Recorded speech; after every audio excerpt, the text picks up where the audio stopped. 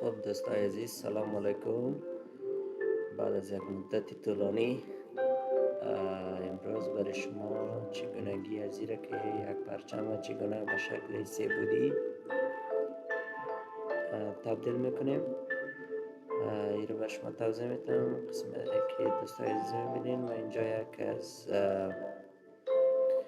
تصاویر را قبلا دانلود کردیم که به شکل سه بودی است و در اینجا یک نیو فولدر میسازیم، create.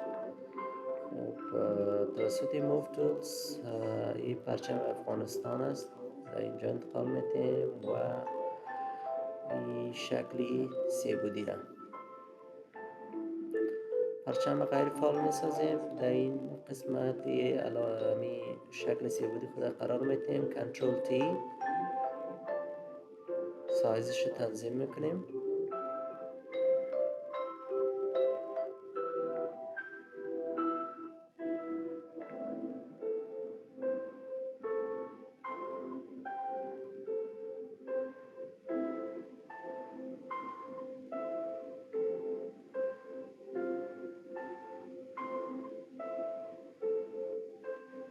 و اینجا مثلا میخوایم که را شکلش به زاویش تغییر دادیم.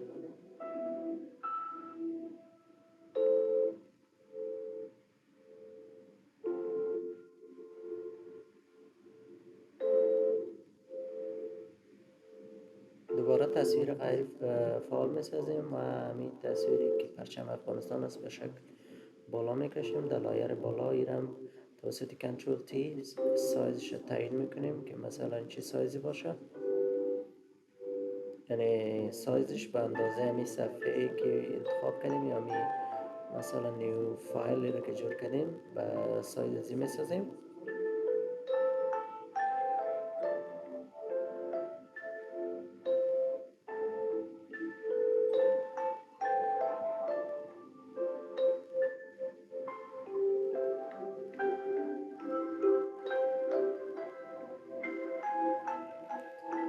خب اینجا دوباره میریم روی ایمیج و در اینجا توسط آیکان انتخاب میکنیم.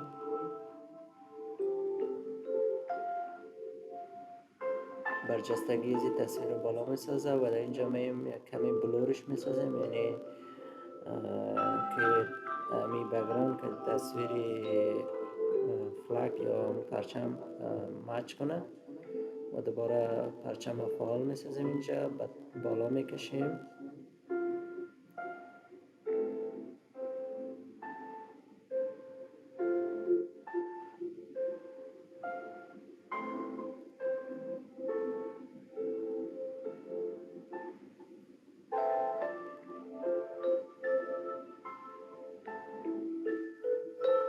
پرچم غیر فعال میسازیم. اینجا میاییم روی فایل و ایره به شکل PSD در یک قسمت یا دسکتاپ در هر جای خواستید به شکل PSD سیف میکنیم.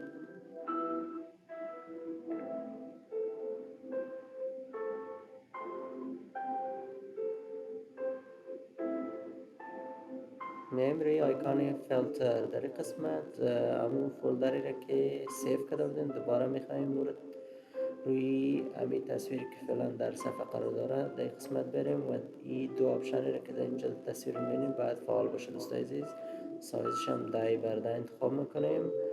از قسمت همون فولدری را که فایل را که سیف کرده بودیم همون فایل دوباره اینجا روی تصویر قرار میتیم. البته اینجا یک اشتباه صورت گرفت که باید روی پرچم کار میشد. خب به هر حال حالا جورش میکنه، مشکل نیست.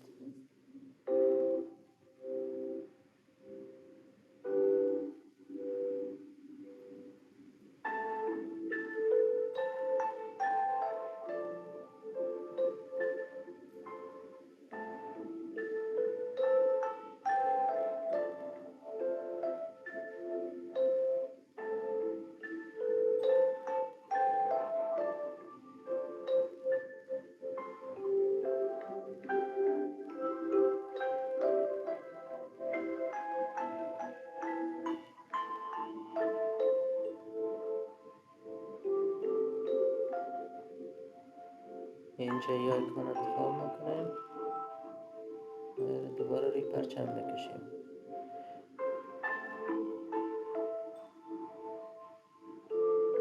با این شکل یک شکل 3D یا 3 پرچم ساخته شد و در قسمت میتونین که رزولوشن یا تنظیم نورش از اینجا میتونین تنظیم کنین.